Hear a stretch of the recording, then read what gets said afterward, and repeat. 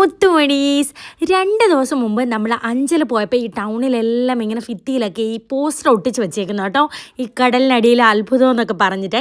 അപ്പം തുടങ്ങിയതാണ് മോനുകുട്ടി, അത്തച്ചി ഒന്ന് കൊണ്ടുപോ അത്തച്ചി, പ്ലീസ് അത്തച്ചി. അപ്പോൾ അതേ നമ്മുടെ പൊന്നൂസിനെ മോണ്ടനെ ആഗ്രഹം അങ്ങ് പുനലൂർ ഫെസ്റ്റിവല്ലേ.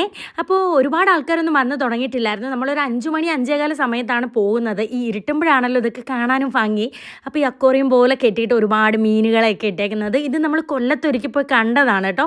പിന്നെ പ്രധാനമായിട്ട് വന്നത് പൊന്നൂസ് മോണ്ടനി മത്സ്യകനികയെ കാണാനാണ്. അവരെങ്ങനെ ഇതിനകത്ത് കിടക്കുന്നു, എനിക്ക് എന്നെ കണ്ടിട്ട് ശ്വാസം മുട്ടിപ്പോയി കേട്ടോ.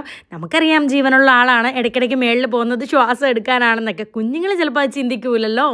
പിന്നെ നമ്മൾ അവിടെ കുറേ കടയുണ്ടായിരുന്നു, അവിടെ നിന്ന് അല്ലറ ചില്ലറ കുറച്ച് സാധനങ്ങളൊക്കെ വാങ്ങിച്ചു. പിന്നെ പനങ്കൽക്കണ്ണിൻ്റെ അലുവ ഉണ്ടായിരുന്നു, അത് വാങ്ങിച്ചു.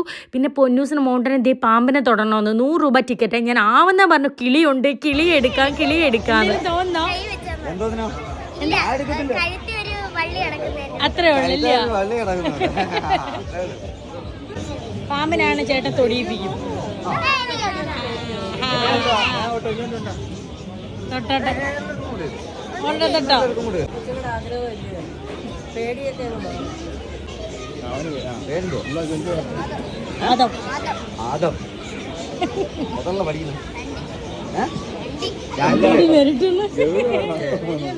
പേടിയുണ്ട്. എവിടെയാ വീട്? വീട് എവിടെയാ? എനിക്ക് വെള്ളവും പാമ്പും എനിക്ക് ഭയങ്കര പേടിയുള്ള സംഭവമാണ് കേട്ടോ. എൻ്റെ പൊന്നെ, ഞാൻ പിന്നെ കൈയൊക്കെ സോപ്പിട്ട് കഴിപ്പിച്ചു.